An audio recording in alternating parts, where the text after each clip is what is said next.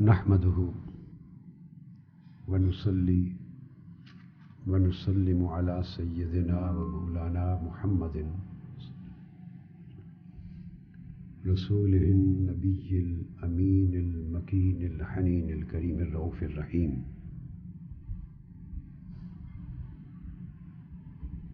أما بعد، فأعوذ بالله من الشيطان الرجيم. بسم الله الرحمن الرحيم. ما أفاء الله على رسوله من أهل القرى فلله وللرسول ولذي القربى واليتامى والمساكين وابن السبيل كي لا يكون دولة بين الأغنياء منكم وما آتاكم الرسول فخذوه وما نهاكم عنه فانتهوا واتقوا الله إن الله شديد العقاب. صدق اللہ مولانا العظیم. محترم مشائخ و علماء کرام، معزز اساتذہ و طلباء، خواتین و حضرات اور جملہ سامعین و ناظرین، الحمدللہ تعالی اللہ جل مجدہ کی توفیق سے ہم نے پچھلی نشست میں مسئلہ فدق پر اپنی گفتگو شروع کی تھی، اور ابتدائی طور پر اس مسئلے کے جو قرآنی قواعد اور ضوابط ہیں، سورہ حشر کی روشنی میں آیت نمبر 6 سے آیت نمبر 10 تک ان کا بیان کیا تھا. پھر سورہ انفال میں ذکر ہونے والے اموال غنیمت کے بنیادی قواعد کا بھی ذکر کیا تھا، اور ان کے ساتھ اختصار سے صدقات کے مصارف جن کا ذکر سورہ توبہ میں آیا ہے آیت نمبر 60 میں، ان کا بیان بھی کیا تھا. آج ہم اپنی گفتگو اسی نقطے سے آگے بڑھا رہے ہیں، اور پچھلی نشست کی گفتگو میں نے یہاں پہ ختم کی تھی کہ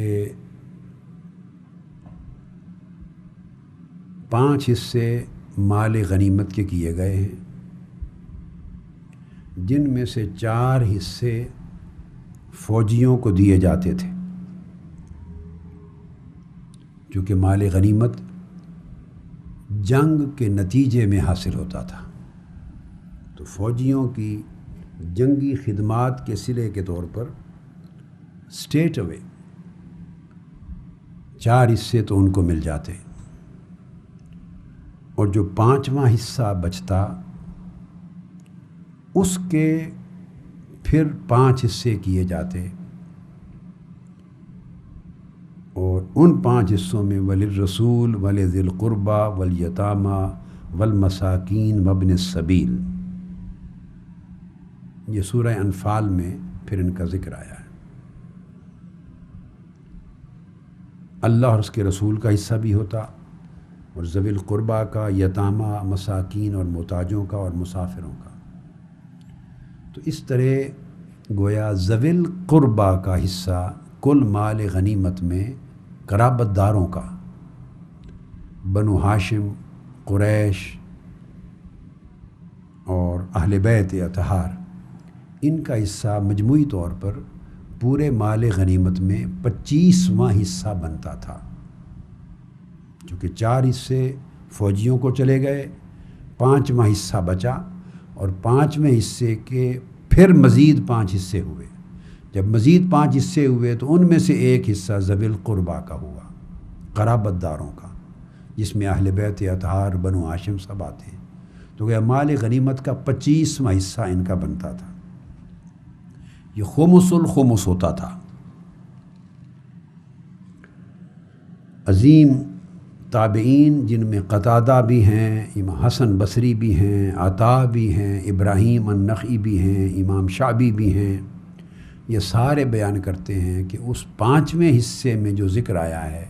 اللہ اور اللہ کے رسول کا، تو وہ حصہ ایک ہی ہے. اور اس کے بعد پھر باقی حصے جو کیے جاتے ہیں وہ اس 5ویں حصے کے فردر اجزاء ہیں. بعضوں نے کہا ہے ائمہ تفسیر نے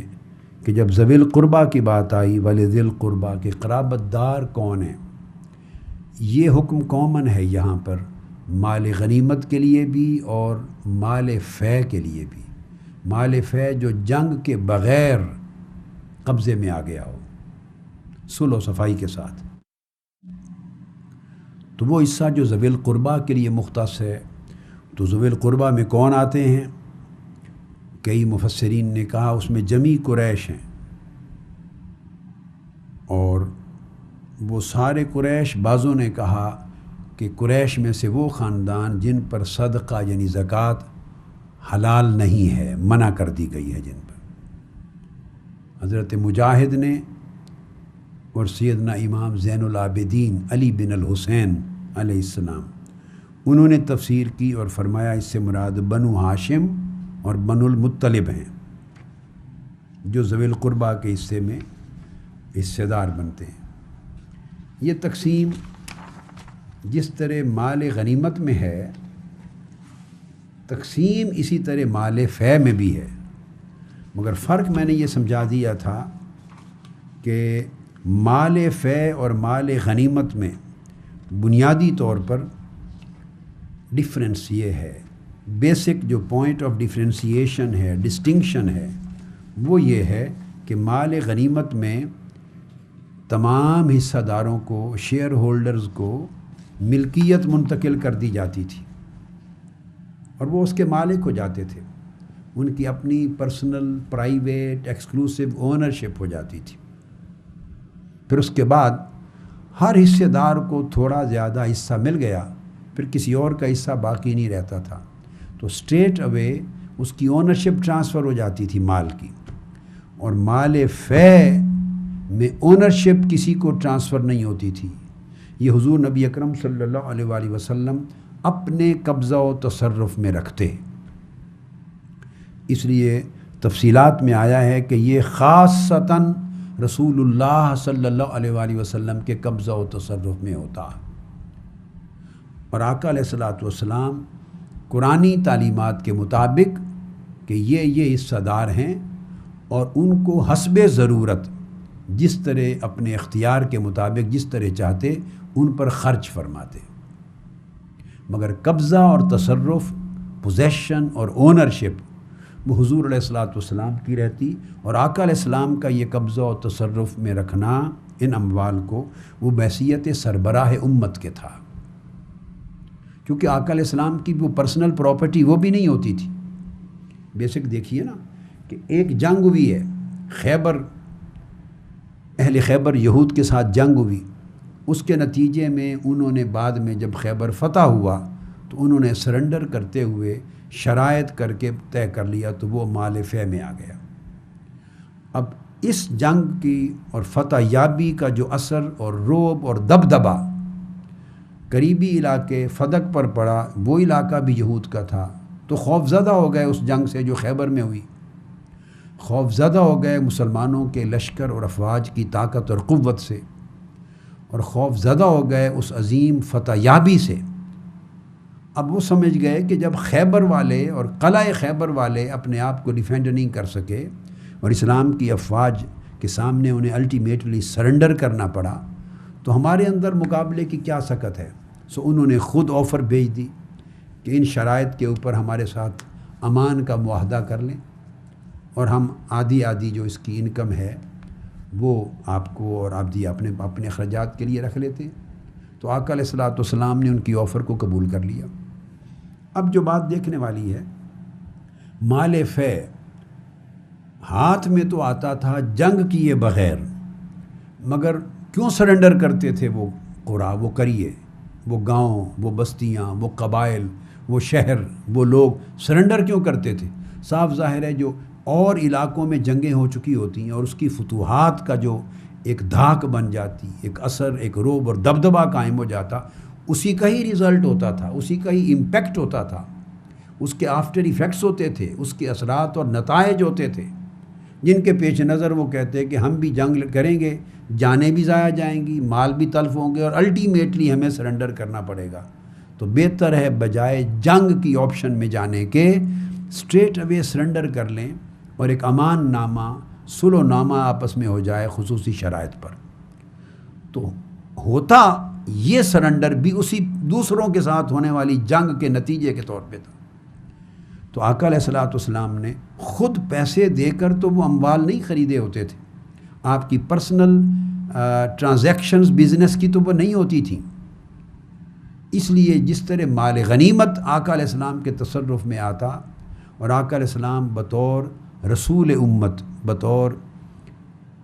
سربراہ ریاست، بطور سربراہ ملت، وہ اللہ کے حکم کی روشنی میں متعلقہ حصہ داروں میں تقسیم فرما دیتے اور انہیں اپنے اپنے حصوں کا مالک کر دیتے۔ تو مال فے میں مالک کسی کو اس لیے نہیں کیا جاتا تھا کہ اس میں پرٹیکولرلی اس علاقے سے حاصل ہونے والے، جہاں سے مال فے حاصل ہوا، اس علاقے پر ان کی جنگی ایفرٹس نہیں لگیں، انہیں جنگ نہیں کرنی پڑی، اس وجہ سے وہ مال ان کی ملکیت میں نہیں دیا جاتا تھا۔ حصے دار مور اور لیس وہی تھے، بلکہ مال فے کے حصے دار زیادہ بنائے گئے مال غنیمت کے مقابلے میں۔ مال غنیمت میں تو اسٹریٹ اوے 4 حصے تو فوجیوں کو چلے گئے جنہوں نے جنگ میں حصہ لیا، غزوات میں، جہاد میں، اور جو 5واں حصہ بچا انہیں 5 طبقات میں تقسیم کر دیا، ایک اللہ اور اللہ کے رسول کے لیے، اور اللہ اور اللہ کے رسول کے لیے جو حصہ ہوتا اس سے تعمیر کعبہ بھی کرتے اور مصالح امت بھی ادا ہوتی، جو ذوی القربہ کا ہوتا، اور اسی میں سے ذوی القربہ کے حصے میں سے آقا علیہ السلام اپنے اہل و عیال پہ بھی خرچ کرتے، بنو ہاشم کو بھی، اور دیگر قریش میں بھی جو لوگ ہوتے تھے، بنو المطلب کو بھی، ان کو بھی اکارڈنگلی 25واں حصہ ملتا، اس میں سے تھوڑا تھوڑا پھر تقسیم فرماتے ان کی ضروریات کے لیے، پھر یتامہ کو بھی ملتا، پھر محتاج و مسکینوں کو بھی ملتا اور مسافروں کو بھی ملتا، تو وہ تو اس سے ملکیت میں چلے جاتے۔ آقا علیہ الصلوۃ والسلام کی پوزیشن اس میں بھی سیم تھی کہ آپ ایکچولی امین اور ٹرسٹی ہوتے تھے ہیڈ آف دا اسٹیٹ ہونے کے نتیجے میں۔ آپ آج کو بھی لے لیں نا، آج اگر جنگیں ہوتی ہیں، وہ آج وہ اموال غنیمت وہ میٹرز نہیں رہے، وہ جسٹ میں بتا رہا ہوں، اگر جنگ ہو اور جنگ میں آپ اپلائی کریں بوٹی اور مال غنیمت، یا صلح کے نتیجے میں مال فے ہاتھ میں آئے، تو کیا ہیڈ آف دا اسٹیٹ اس کی اپنی پرسنل اونرشپ کا کلیمنٹ ہو سکتا ہے؟ کیا وہ کلیم کر سکتا ہے کہ جنگ کے نتیجے میں مال اور پراپرٹیز اور جائیدادیں ہاتھ میں آئیں، یا مخالف قوم نے سرنڈر کر لیا اور آپ کے پاس زمین آ گئی؟ تو کیا فتح یاب قوم کا جو سربراہ ہے، ہیڈ آف دا اسٹیٹ، کیا وہ نجی طور پہ مالک بن جائے گا ان جائیدادوں کا؟ نہیں، وہ اس قوم کی ملکیت میں ہوں گی، جو قوم فتح یاب ہوئی ہے اس ملک کی ملکیت میں جائیں گی، وہ سرکاری خزانے میں جائیں گی۔ ہیڈ آف دا اسٹیٹ تو امین ہوتا ہے، ٹرسٹی ہوتا ہے، اس کے اوپر اس کا کنٹرول ہوتا ہے بطور ٹرسٹی، وہ اس کو مینیج کرتا ہے، جیسے اللہ رب العزت نے حصے مقرر کر دیے ان کے مطابق وہ تقسیم کرتا ہے۔